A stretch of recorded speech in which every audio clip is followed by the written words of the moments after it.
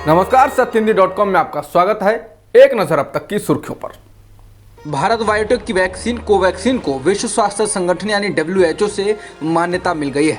WHO ने बुधवार को कोवैक्सीन को आपातकालीन उपयोग सूची के लिए मंजूरी दे दी। WHO ने इसकी पुष्टि कर दी है। इसने अपने आधिकारिक ट्विटर हैंडल से ट्वीट किया है कि WHO ने कोवैक्सीन को आपातकालीन उपयोग सूची प्रदान की है। ये कोविड की रोकथाम के लिए WHO द्वारा मान्य टीकों के बढ़ते पोर्टफोलियो में जुड़ गई है।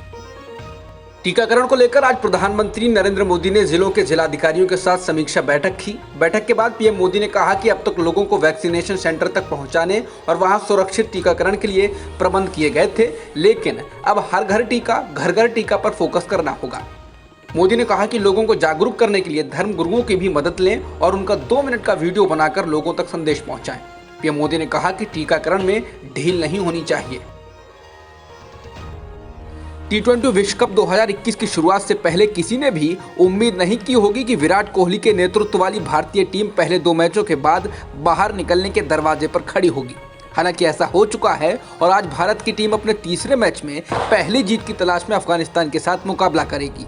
हालांकि भारत आज फिर से टॉस हार गया है और अफगानिस्तान ने पहले गेंदबाजी करने का फैसला किया है। यूपी में आगामी विधानसभा चुनाव से पहले योगी आदित्यनाथ लगातार 30 साल पहले की घटना को लेकर आ रहे हैं। एक बार फिर योगी आदित्यनाथ ने कार सेवकों पर गोलियां चलाने वाली बातों को दोहराया। अयोध्या में दीपोत्सव कार्यक्रम के दौरान योगी आदित्यनाथ ने कहा कि 30 साल पहले अयोध्या में कार सेवा करने वालों पर गोलियां चलाई गई थीं और बर्बर लाठीचार्ज हो रहा था। तब जय श्री राम बोलना और राम मंदिर की बात बोलना अपराध होता था, लेकिन लोकतंत्र की ताकत कितनी मजबूत होती है कि जो 31 वर्ष पहले राम भक्तों पर गोलियां चला रहे थे वो आज आपकी ताकत के सामने झुके हैं। योगी ने कहा कि अगर इसी प्रकार चलता रहा तो अगली कार सेवा जब होगी तब गोली नहीं चलेगी, तब राम भक्तों पर, कृष्ण भक्तों पर पुष्पों की वर्षा होगी।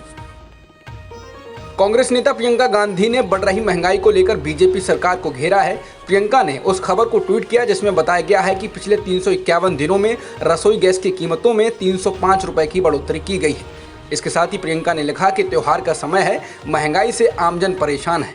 भाजपा सरकार की लूट वाली सोच ने त्योहार से पहले महंगाई कम करने के बजाय गैस सिलेंडर, पेट्रोल, डीजल, तेल, सब्जी के दाम आसमान पर पहुंचा दिए हैं। चुनाव के समय भाजपा 1-2 रुपए घटाकर जनता के बीच जाएगी, तब उसे करारा जवाब मिलेगा। जनता माफ नहीं करने वाली है। पंजाब के मुख्यमंत्री चरणजीत सिंह चन्नी ने संकेत दिया है कि कांग्रेस अगले साल के चुनाव प्रचार के लिए चुनावी रणनीतिकार प्रशांत किशोर को फिर से शामिल करने पर विचार कर रही है। पार्टी के एक रणनीति सत्र के एक वीडियो में मुख्यमंत्री ने बिजली की दरों में कमी और पार्टी कार्यकर्ताओं के उत्साहित मूड पर चर्चा करते हुए कहा कि हरीश चौधरी जी, जो कि कांग्रेस के पंजाब प्रभारी हैं, वो प्रशांत किशोर के साथ करार करने की सलाह भी दे रहे थे। पंजाब कांग्रेस के अध्यक्ष नवजोत सिंह सिद्धू ने एक बार फिर कैप्टन अमरिंदर सिंह पर निशाना साधा। उन्होंने कैप्टन को दगा हुआ कारतूस बताया। सिद्धू ने कहा कि कैप्टन एक दगा हुआ कारतूस हैं, वह एक धोखेबाज हैं। अब वह दावा कर रहे हैं कि मंत्री अवैध खनन में शामिल थे, फिर उन्होंने कार्रवाई क्यों नहीं की। वह एक कायर हैं। बता दें, कैप्टन ने कांग्रेस से इस्तीफा दे दिया है। उन्होंने अपने इस्तीफे में सिद्धू पर जमकर हमला बोला था। कैप्टन ने कहा कि सिद्धू कांग्रेस को बर्बाद कर देंगे, उनका दिमाग स्थिर नहीं है। उपचुनाव के नतीजों के बाद कांग्रेस के वरिष्ठ नेता पी चिदम्बरम ने कहा कि 30 सीटों के लिए हुए विधानसभा उपचुनाव के परिणामों का एक विचारोत्तेजक विश्लेषण दिया गया है। बीजेपी ने 7 सीटें जीती और उसके घोषित सहयोगियों ने 8 सीटें जीती हैं। कांग्रेस ने 8 सीटें जीती। उन्होंने लिखा कि गैर बीजेपी पार्टियों ने 7 सीटें जीती, जिनमें से केवल 1 सीट बीजेपी के एक क्रिप्टो सहयोगी वाईएसआर कांग्रेस ने जीती है। अन्य 6 सीटों पर भाजपा के विरोध में पार्टियों ने जीत हासिल की। उन्होंने सवाल किया कि सम्मान आज भी हैं, 2022 में हवा किस तरह बहेगी।